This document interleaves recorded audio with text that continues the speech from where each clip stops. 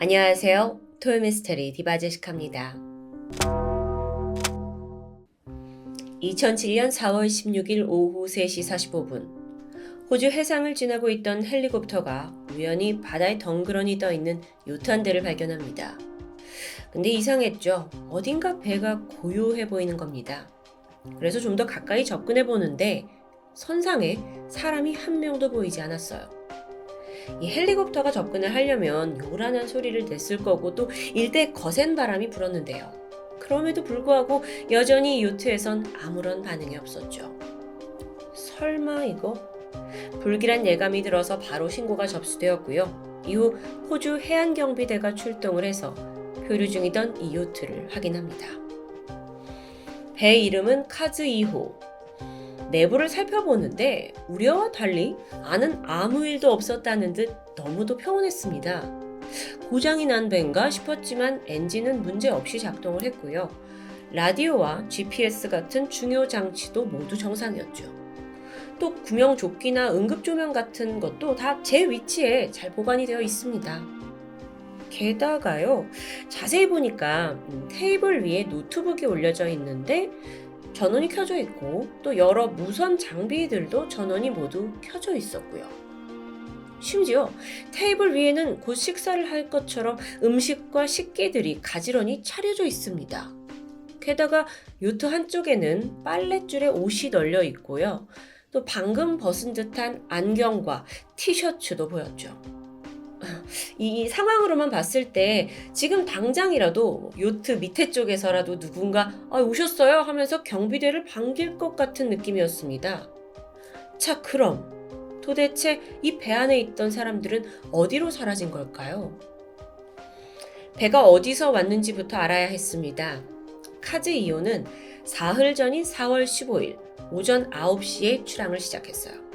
그리고 거의 10시가 지나고 저녁 7시가 돼서 첫 통신이 도착했죠. 조지 포인트 인근을 지나고 있다라는 짤막한 상황 보고였습니다. 그런데 이게 좀 이상해요. 출발한 항구 지점에서 그 조지 포인트라는 곳까지 3시간밖에 안 걸리는 가까운 위치이기 때문입니다.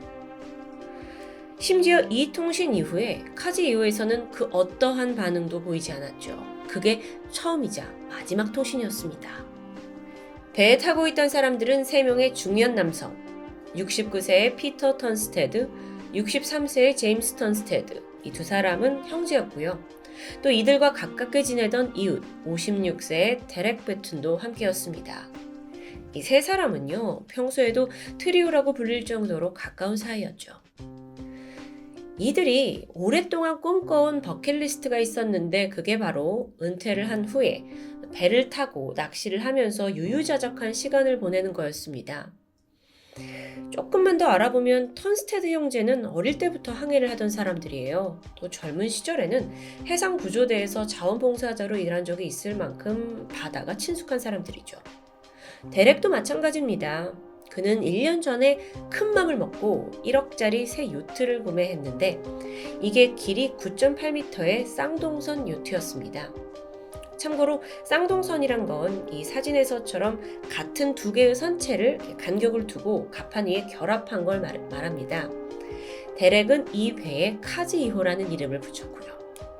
이 요트를 구매한 이래 세 사람은 본격적인 요트 여행 계획을 세웠죠.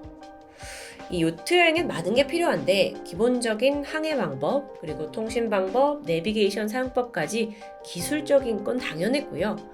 혹시나 싶어서 응급처치법까지 완벽하게 익혔습니다. 특히나 데릭은 아내와 함께 이미 이 요트를 몰고 2주, 6주, 장기 항해를 2번이나 경험한 적이 있어요. 항해에는 숙련된 상태였습니다. 그렇게 만반의 준비가 끝났고 드디어 2007년 4월 14일 토요일 이 세 사람이 카즈 2호에 승선하게 되죠. 이들은 에어리 해변에 있는 한 항구에서 여행을 시작했습니다. 너무도 설레는 순간이었겠죠? 그런데 얼마 가지 않아서 난관에 봉착합니다. 이 요트의 GPS 시스템에 문제가 생겼던 거예요. GPS는 위치를 알려주는 건데 너무 중요한 장치죠. 그래서 반드시 수리가 필요했기에 결국 다시 에어리 해변으로 돌아올 수밖에 없었습니다. 천만다행으로 문제가 금방 해결이 되었고요. 바로 다음 날인 4월 15일 아침 9시 이제 본격적인 항해가 시작됩니다. 약간의 파도와 기상 악화가 우려됐지만 생각보다 날씨는 쾌청했어요. 카즈 2호의 목적지는 타운스빌 항구입니다. 여기가 출발지로부터 약 270km 정도 떨어진 곳이었어요. 출항을 하고 나서 9시 반쯤 피터가 아내에게 전화를 걸었고 여보, 모든 게 지금 순조로워 라면서 지금 커피를 만들고 있다는 아주 평범한 대화를 나누게 되죠. 정말 모든 게 순조로운 줄 알았습니다. 출발한 지 10시간 정도가 지난 저녁 7시 하루 종일 감감무손식이던 이 카즈 2호에서 조지 포인트 인근을 지나고 있다라는 첫 통신이 도착했어요.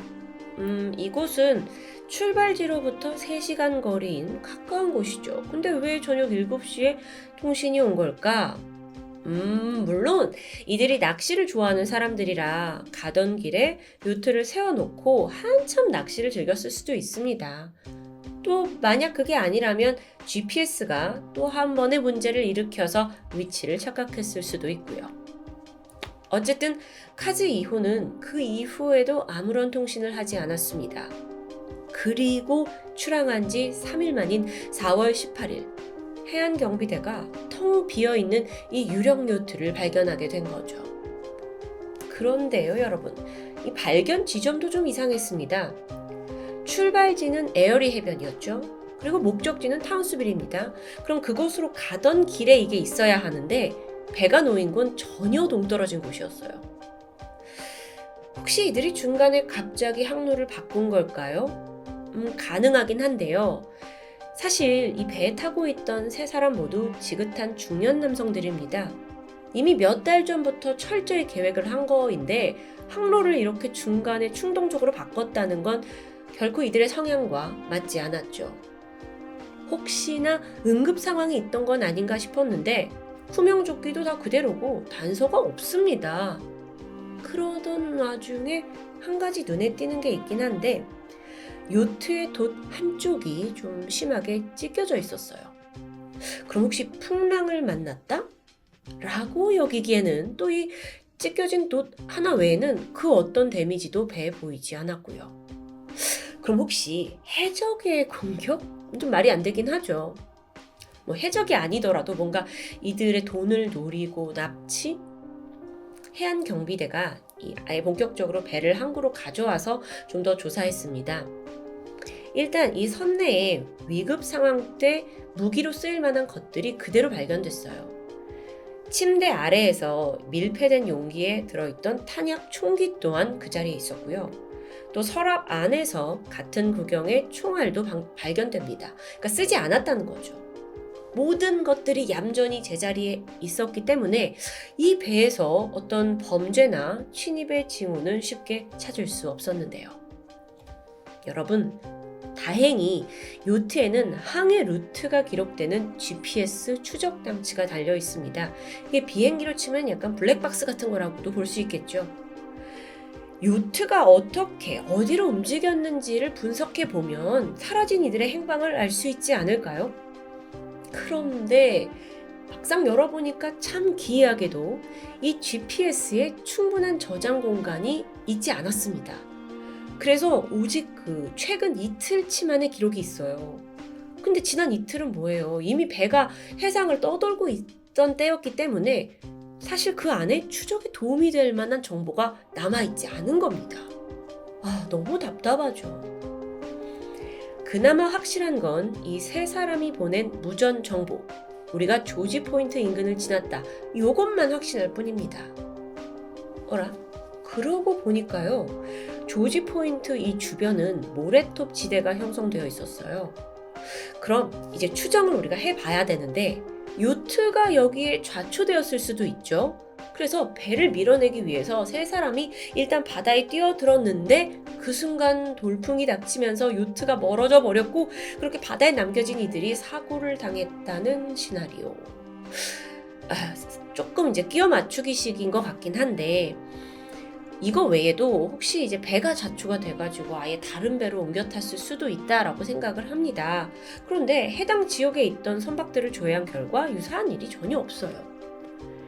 결국 이 미스테리를 풀 열쇠는 카즈 2호가 도대체 왜 그렇게 늦은 시각에 조지 포인트를 지나갔는가 여기에 달려 있을 것 같은데, 혹시 셋 사이에 갈등이 생겨가지고 몸싸움을 하다가 한 사람이 바다에 빠져서 파도에 휩쓸렸는데 뒤늦게 구해야겠다 하고 두 사람이 다시 들어갔다가 다 같이 빠지게 됐다는, 사실 이러지 않고서야 어떻게 배를 남겨두고 세 사람이 다 사라지냐는 거예요. 물론 이 스토리가 좀 클리셰 같긴 하지만 그나마 이게 그럴듯한 가설로 들리는데요. 여전히 의문이 가시기엔 충분치 않은 느낌입니다.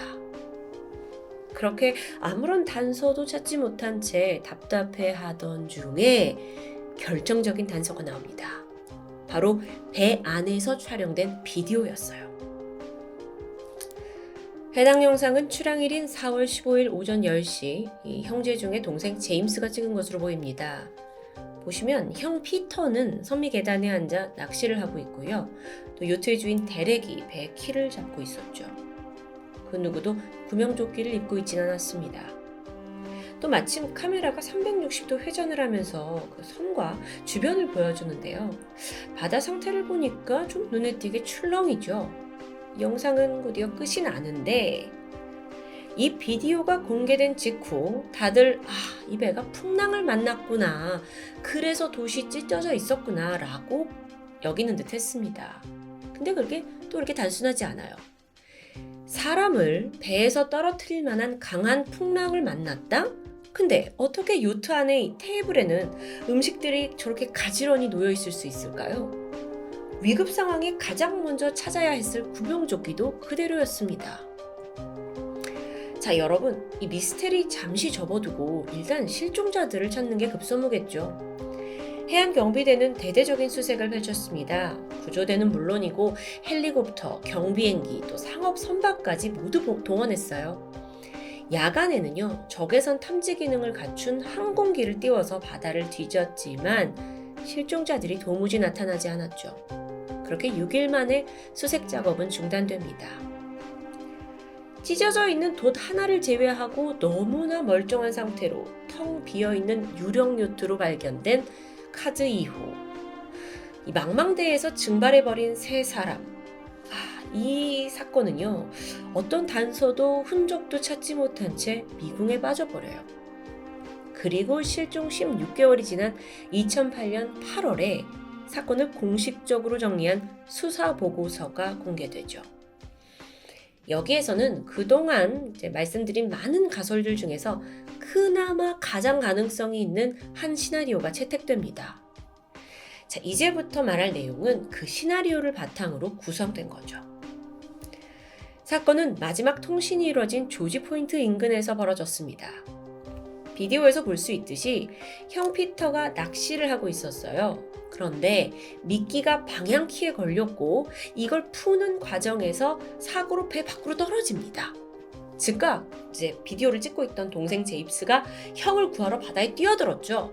그런데 같은 시각 이 데릭이 배의 키를 잡고 있었습니다. 그러니까 이들 구해야 되잖아요. 그래서 급하게 배 엔진을 더 돌리게 돼요. 그리고 돛을 내리고요.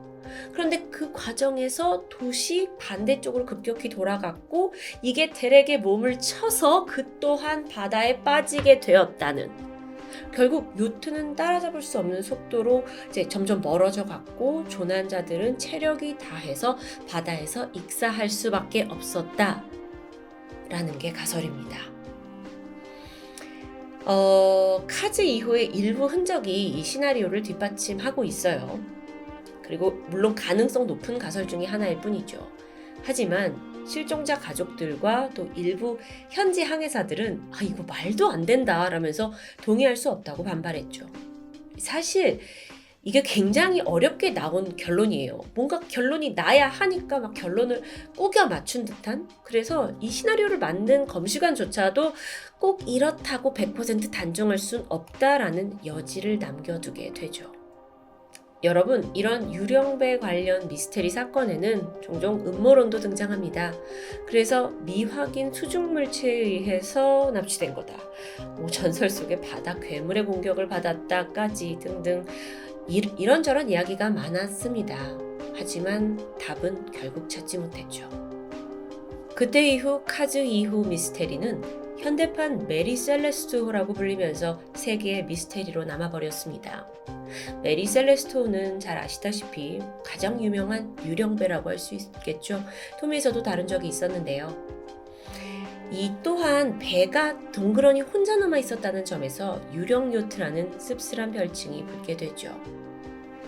세 남성의 소중한 꿈을 실었던 요트가 한순간에 유령선으로 돌변한 이유가 무엇일까요? 그날의 진실은 도대체 뭔지 이 수수께끼의 답은 앞으로도 쉽게 풀릴 것 같지 않아 보입니다. 지금까지 토요미스테리 디바제시카였습니다.